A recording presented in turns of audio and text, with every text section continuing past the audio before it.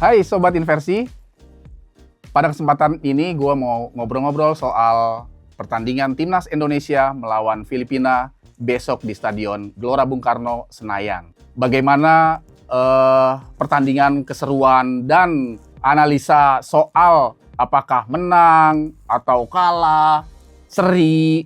Nah, itu nanti akan gue bahas bersama rekan gue, salah seorang konten kreator Bebas Podcast. Ini dia, Agam El-Bahri. Wih, ngeri. Makasih. Jadi gimana Bang? Ya, Agam El-Bahri ini konten kreator Bebas Podcast yang konsen dengan perkembangan Timnas Indonesia.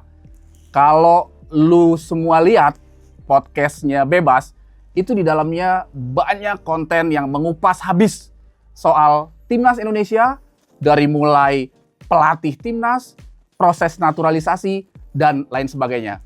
Makanya gue anggap pasti orang ini sudah paham bagaimana Timnas bakal menghadapi Filipina besok. Nah, menurut lu gimana Gam pertandingan besok?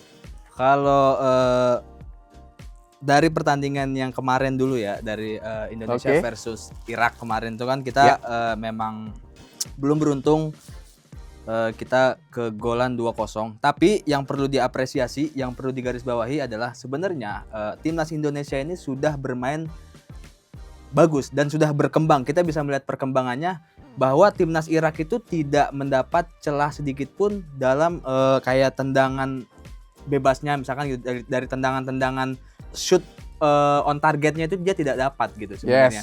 Tapi dari statistiknya juga kita perlu mengakui ya, Timnas Indonesia itu mampu ball positionnya itu sebesar 54%.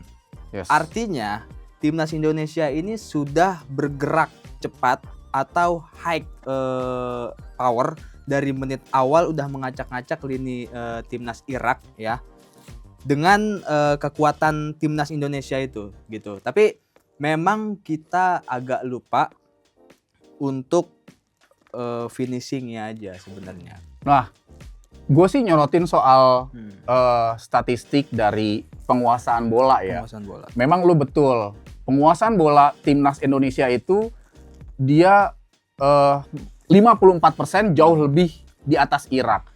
Tetapi sepak bola itu kan bukan soal penguasaan bola. Ya. Nah, lagi-lagi yang lu bilang tadi, Indonesia tuh kurang beruntung. Betul. Gitu kan.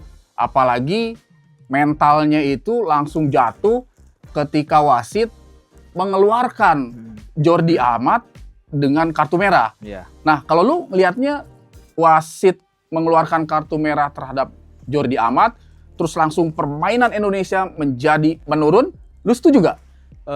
Setuju. Kalau yang gue lihat sebenarnya Jordi Amat itu kan kena kartu merah di babak kedua itu ya, setelah kena gol pertama juga ya kan.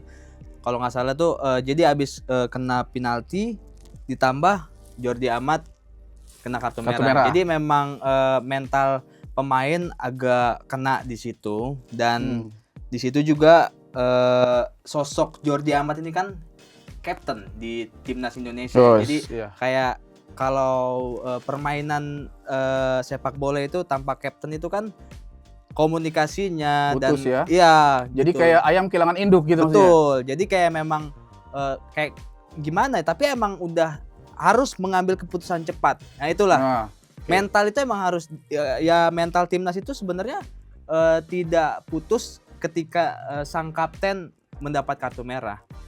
Justru malah harus menjadi motivasi sebenarnya gitu, karena kalau kita lihat memang Timnas Irak itu tidak ada peluang untuk tendangan yang benar-benar ke arah gawang Hernando gitu. Ya, memang golnya sih Irak juga bukan karena dia mendapat umpan, gitu kan. Tapi dia strategi dia dari bawah ke atas, enggak. Tetapi lebih pada yaitu ditolong wasit kalau menurut gua. Betul. Jadi dia dapat keberuntungan 2 kali penalti, ya kan? Iya. Terus juga yang satunya lagi juga karena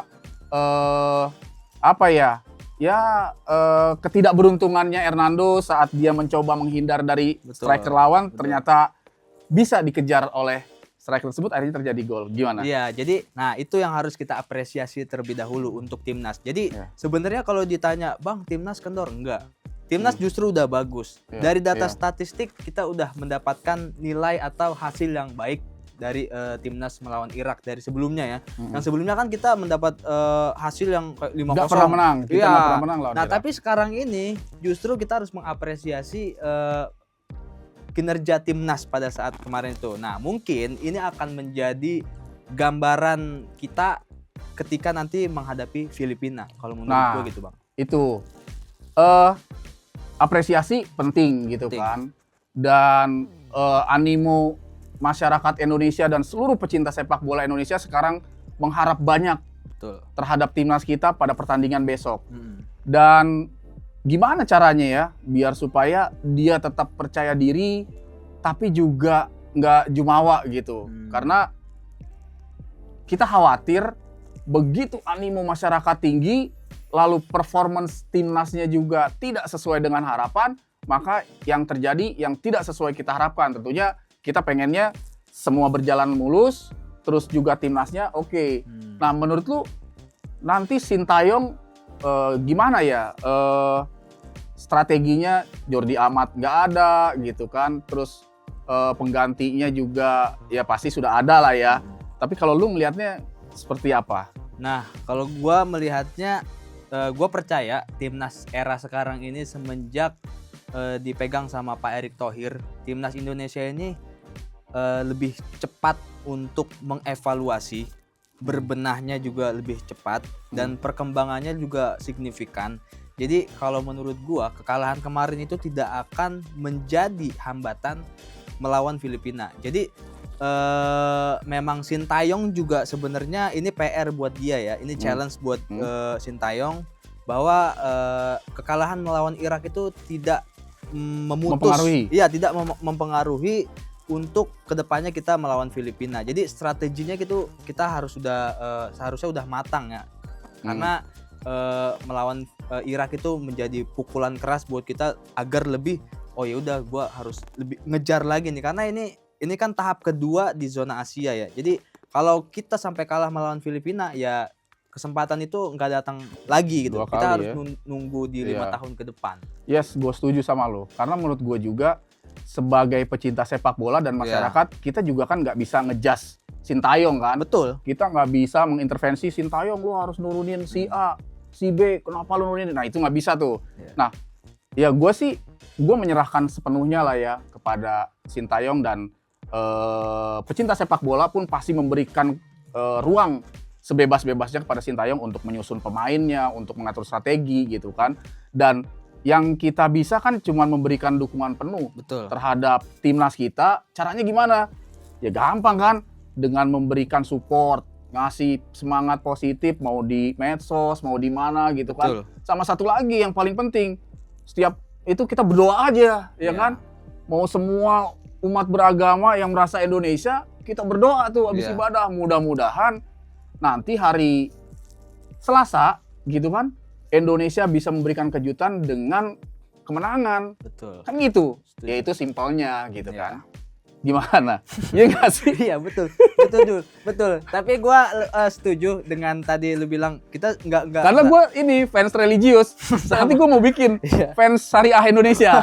Fans sepak bola syariah. Iya nggak? Kalau gue lebih menggarisbawahi yang tadi lu bilang, kita nggak selalu harus melulu nyalahkan Sintayong atau menuntut penuh terhadap Sintayong. Iya. Karena kalau sudah di lapangan ini, yang kita perlu garis bawahi adalah ketika game plan-nya nggak jalan, kita wajib Iya. salahin si pelatih. Iya. Tapi kalau game plan-nya jalan, misalkan timnas gocek sana, gocek sini, oper sana, oper sini. Nah, itu kan sebenarnya tambahan, gerakan tambahan ya. Nah, itu nggak Ya. bisa dipungkiri bahwa ketika sudah di lapangan, bola itu milik pemain, bukan lagi milik pelatih. Pelatih ini hanya mengatur lebih ke game plan-nya. Apakah game plan-nya jalan? Seperti itu. Nah, itulah edukasi itu kan berarti harus sampai ke supporter ya. Betul. Kalau gue lihat supporter yang fanatik sih pasti dia udah punya edukasi kan. Betul. Artinya ketika dia datang ke stadion itu dia bukan menuntut si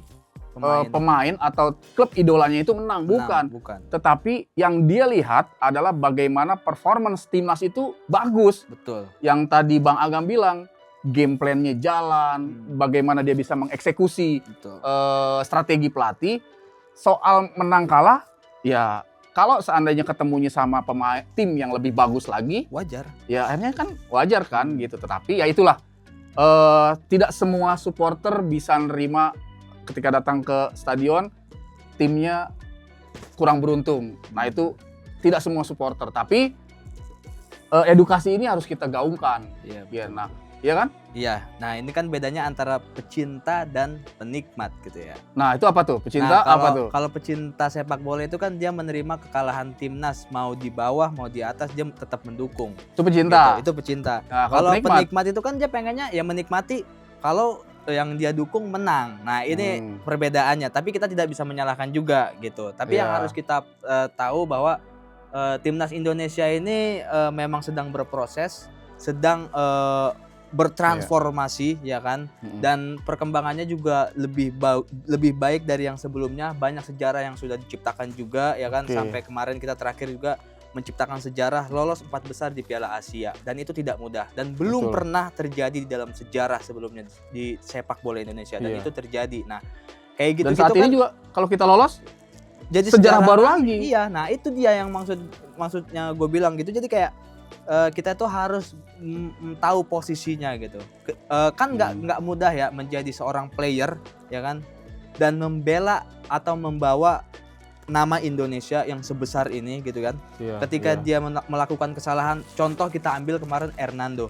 Dia sampai sedih ya kan. Nah, itu kan bahaya ketika kita melihat Hernando itu sampai sedih seperti itu bahaya.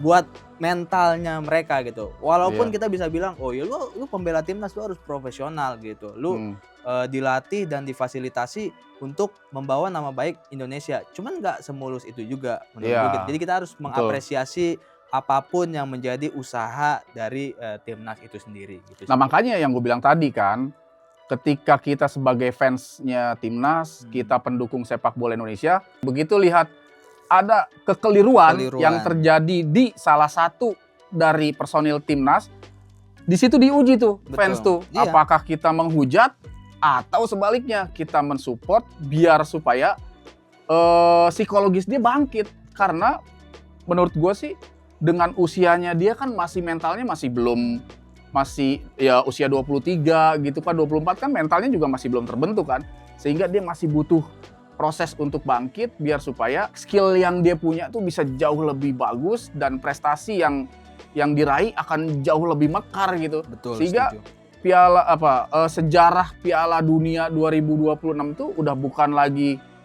hanya rencana, cuman sudah menjadi konkret dan kita masuk gitu. Betul. Kan itu kan yang kita harapkan. Nah kemarin gue sempat nonton langsung ke stadion gitu.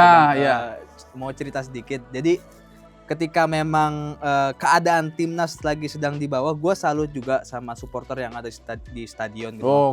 Gue melihat, jadi kayak gue melihatnya itu, wah emang bener-bener mereka ini udah tidak memikirkan yang namanya lagi materi datang ke situ. Jadi memang bener-bener full support timnas gitu. Nah, kalau menurut gue ini pelajaran penting untuk kita supporter yang hanya di balik layar sosial media. Jadi lebih kayak berikan komentar positif, terus berikan itu konten. imbauan lo berarti itu. Betul. Kepada supporter yang di belakang layar. Iya.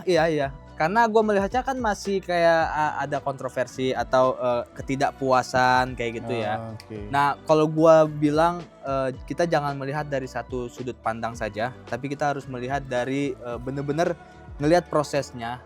Dan kalau gue bener-bener mengapresiasi kepada seluruh supporter timnas Indonesia kemarin, pertandingan yang melawan Irak itu benar-benar kayak semangat mereka itu dari menit awal sampai akhir tidak ada habisnya. Dan gua perlu bilang, mereka ketika melihat gawang Indonesia kemasukan gitu, kebobolan, mereka tetap memberikan motivasi. Kayak nyanyi, berikan dukungan, terus euforia segala macam. Ya membuat semangat timnas itu biar lebih terbakar lagi. Ya fungsi pemain ke-12-nya jalan itu. Betul. Kan? Karena supporter itu kan menjadi pemain 12. menjadi pemain ke-12 kan, sehingga kalau pengalaman gue ketika liputan di SEA Games gitu ya, wawancara-wawancara timnas di era itu, dia bilang baru melihat bendera Indonesia berkibar aja, itu semangatnya seolah-olah nambah gitu. Apalagi ada teriakan-teriakan Indonesia, wah itu dia memang seolah-olah ada nafas tambahan. Nah, gue juga kemarin kan hadir tuh langsung di GBK, posisinya persis ya lebih beruntung lah ya. Jadi gue lihat di depan gue tuh ada Widodo, Coach Widodo C. Putra, ada Aliudin, di belakang gue ada Eloko Gonzalez gitu ya. Dan gue lihat memang penonton sekarang tuh ya memang penonton sepak bola murni gitu. Jadi mereka sudah benar-benar menikmati dan sudah nggak ada lagi yang kericuhan-kericuhan yang yang sifatnya mengganggu kenikmatan penonton. Jadi benar fokus dan mendukung timnas Indonesia. Jadi menurut gue ya rugi dah kalau lu nggak datang untuk pertandingan besok nih. Indonesia Filipina itu menjadi sejarah penentu apakah nanti timnas Indonesia itu masuk ke Piala Dunia 2026 atau memang memecahkan rekor untuk masuk ke Piala Dunia dengan gol-gol yang dinantikan oleh fans Indonesia. Nah, lu mungkin bisa bisa ngasih, lu bisa motret gak kira-kira pendukung pertandingan besok tuh akan jauh lebih banyak, biasa aja, atau gimana kalau menurut lu? Kalau menurut gua ini kan laga penentuan. Ya. Untuk kita lolos ke tahap kualifikasi zona Asia yang ketiga gitu ya kan. Kalau menurut gua ini bakal pecah banget. Penontonnya juga bakal lebih antusias lagi dari yang kemarin karena yang tadi gue bilang, sebenarnya sekarang ini penonton udah melihat perkembangan timnas yang cepat adaptasi di bawah asuhan Sintayong. Itu lebih cepat adaptasinya yang kalau gue lihat ya. Jadi supporter-supporter itu juga merasakan hal itu gitu. Dan keputusan-keputusan yang diambil Sintayong juga sebenarnya sudah sangat tepat kayak gitu. Kayak misalkan pergantian kemarin tuh yang 3 orang diganti itu ada siapa tuh?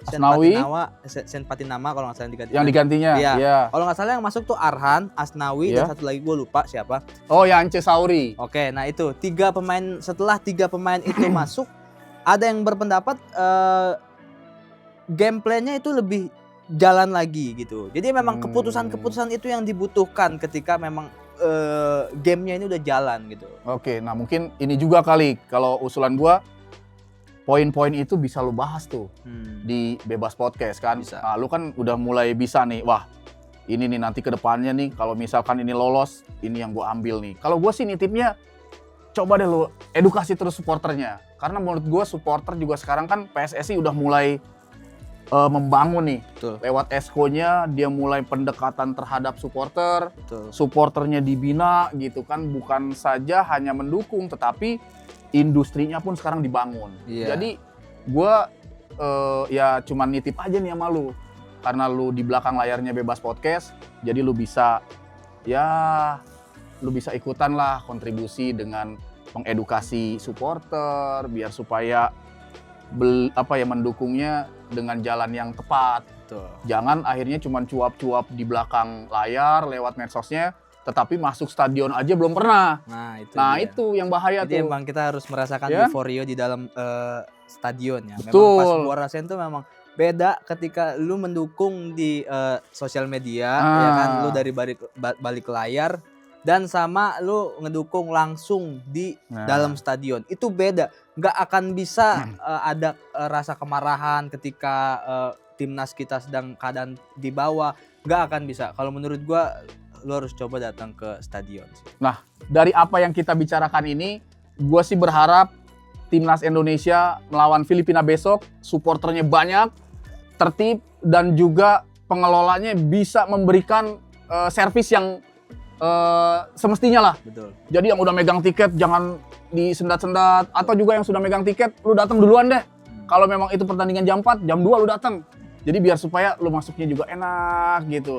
Lu cari tempat duduk sesuai dengan karcis gitu. Jadi sih bukan promosi, tapi pengalaman gua kemarin, gua datang mepet-mepet. Waduh, ya kita juga jadi akhirnya sesama pemilik karcis jadi saling berebut kan. Tapi kalau lu datang duluan, lu akan jauh lebih nyaman.